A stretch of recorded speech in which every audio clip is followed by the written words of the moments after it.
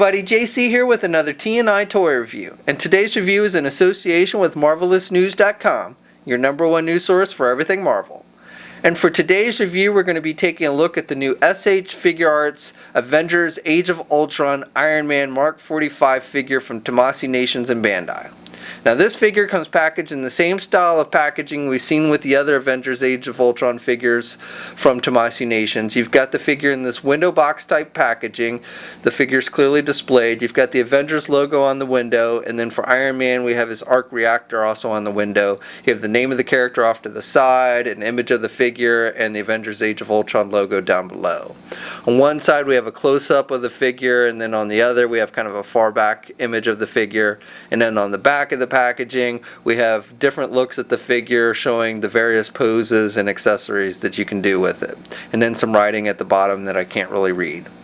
Okay, so let's get this open and take a look at what's inside. Okay, so here's a look at the figure outside of the packaging. Now initially when I first saw this figure announced, I thought this was just going to be a repaint of the Mark 44, the first Iron Man figure released for the Avengers Age of Ultron, which was in fact a repaint of the Iron Man 3 Mark 42 figure that Bandai did. So I was assuming this was going to be just a third repaint, but it is in fact a different figure altogether. The sculpting on the armor is actually different when you really look at it closely. So it's not just a repaint of those previous Iron Man figures. Now the accessories that come with this figure are exactly the same that we've seen with the other Iron Man figures. The blast effects, the jet boot effects, and then multiple pairs of hands. So he's got 4 different pairs of hands, and the hands themselves are a bit different than the previous Iron Man figures. They've got this little plate that goes over the top of the hand, but only the hand itself. It doesn't actually extend over the wrist like we've seen with the previous figures. But the hands themselves, like how they're posed, are exactly the same as we've seen with the previous Iron Man figures. So we've got a pair of closed-fisted hands, which are what come with the figure when you take it out of the packaging. Then you've got a pair of hands that have pegs that stick out, and this is for attaching the repulsor blast or the navigation type blast that they give you. And these are just translucent type plastic pieces. You've got a short one or a long one, and they just there are little holes at the end, and they just fit on these pegs that are attached to the hand. We then have a pair of hands that the fingers aren't completely straight, but the hands are basically open. And then we have a pair of hands where the fingers are straight out, almost like a saluting type pose. And then besides the long blast effects that fit on the hand and the short blast effects that fit on the hand, we also have a pair of blast effects that attach to the bottom of the figure's feet for his jet boots. And there again just little holes on the bottom of his feet, and there's little pegs that stick out the end of the translucent plastic, and you just plug the pieces in so it looks like his jet boots are igniting. They also give you a little instruction sheet, which is done in a language you probably won't be able to read, but it gives you little pictures on how everything works, though it's pretty simple. I don't think you really need that. Also gives you a little book that shows you other S.H.Figuarts Avengers Age of Ultron figures.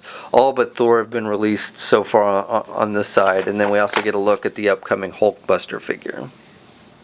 Okay, so for the figure itself, as I say, this is a different figure from the Mark 43 figure that Bandai did. Now they are about the same height, unfortunately. I wish they had made this Iron Man figure a little bit taller, because I do think all of these Iron Man figures that S.H.Figuarts does are on the short side. So even compared to the other Avengers Age of Ultron S.H.Figuarts, I think they're a little bit on the short side. So here's like the Captain America figure, and they're about the same height. But to me, Iron Man should be a little bit taller than Cap. And then, like, compared to Marvel Legends, they're definitely shorter.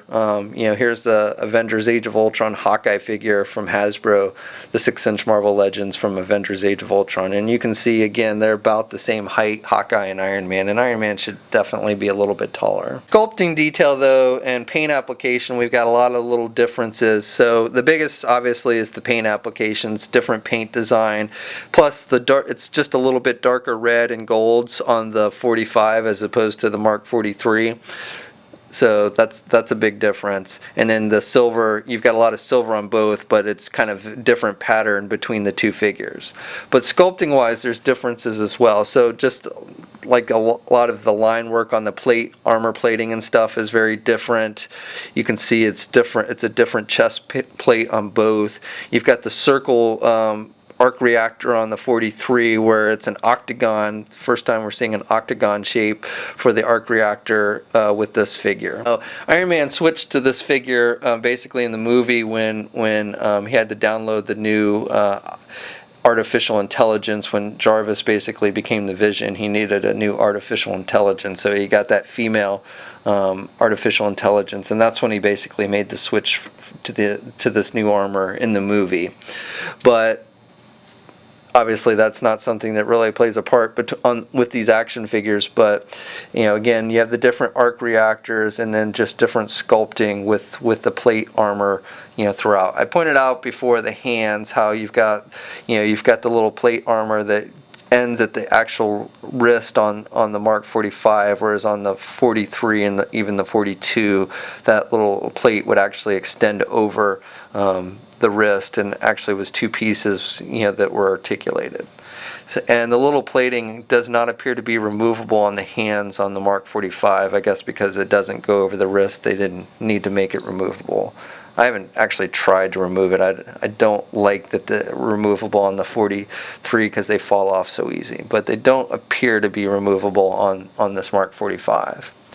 He's also on the back, just different sculpting again with the armor plating. It's sculpted differently. It kind of goes up towards his neck a little bit higher, and then he's got this U-shaped design down below.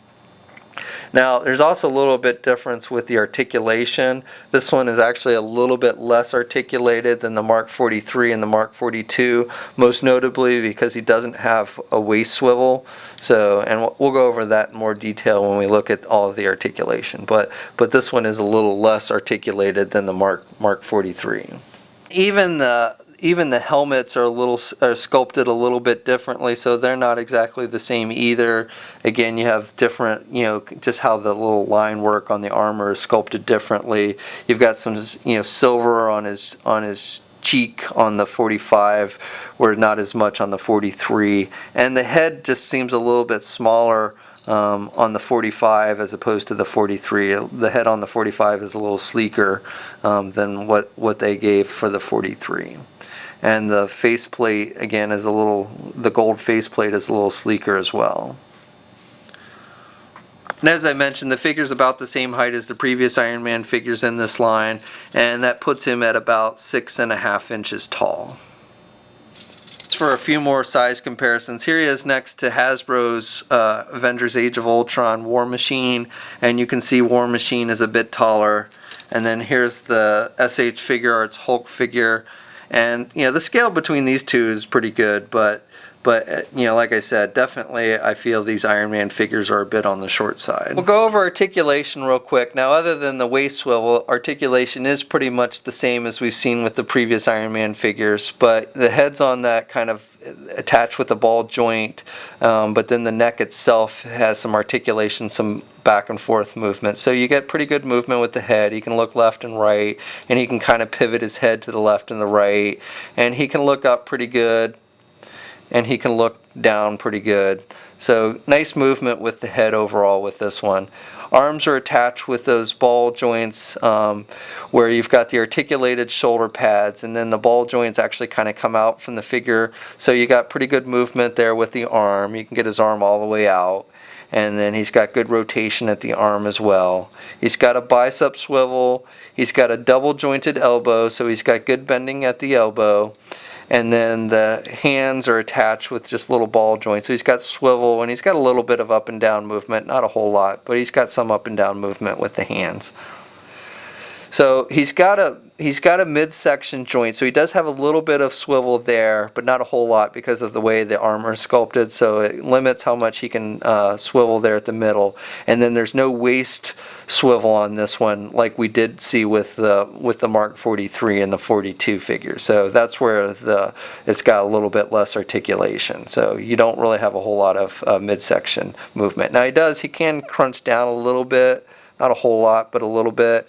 And I just want to point out they've sculpted the back of the armor so it's kind of different plates, so when you do kind of have him bending down, you can see how it kind of breaks between the different plates in the armor, which I think is kind of movie accurate. So I like that overall design. But he just doesn't really have a whole lot of movement there at the midsection. He can look up more than he can look down. Then the legs are attached with your standard ball joints. He can do the splits about that much. And then he's also got this thigh swivel there up at high. He can get his leg forward about that much due to the way the armor is sculpted. And he can do his leg back pretty good as well. He has a double jointed knee. Now this little plate on his knee, you could probably, actually it doesn't seem to come off like it does on the 42. So again, I like that because I don't like those little pieces that come off really easy. So he does have good bending at the knee. And then he does have, his foot is designed differently from the previous ones as well. So he's got this little plate that comes over the foot, and that is actually removable. So I just popped that off by accident, but it pops back on. So you just pop it back on, and it's articulated so you can move it up and down. But again, you want to be careful because he will pop off pretty easily if you're not too careful. Now he has toe articulation, so you can lift the toes up a little bit, and you can lift them down a bit. And they're not too, because of that that plating is articulated. It doesn't limit the movement of the foot too much. And then he can kind of, popped it off again. But he does have some pivot, a little bit of pivot to the left and the right with the foot. And, he's got the swivel at the foot as well. Okay, so that's my review. Overall, I like this figure. I like the sculpting detail on it, and I like the paint applications. I like the metallic paint that they use that gives it that armorized look, and just the overall detail of the figure. I like that it's not just a repaint of the Mark 43 and the Mark 42 figures that they previously released. My only real complaint with the figure is the size. It's a little bit on the short side. Even compared with the other S.H.Figuarts, I think it's a little bit short. But definitely if you're trying to pose it with your Marvel Legends, it definitely looks short. Other than that, though, I think it's a nice figure. It's really the only figure that we've gotten in this scale for the Mark 45. I don't think any other company has announced doing a Mark 45 at this point. I don't know if Hasbro is going to do one for their Marvel Legends line. But right now as it is, if you want a Mark 45, then you'll have to go with the S.H.Figuarts one. Now this figure is out now. It is an import figure, so you'll have to buy it someplace online or a specialty shop that sells imported figures, like a Big Bad Toy Store or something like that. We'll have a full gallery of images up at marvelousnews.com. There's a link in the description below for that. And as always, please leave a comment. Let us know what you think. If you're so inclined, please like the video. And if you haven't already, please subscribe. And until next time, I'll catch you later.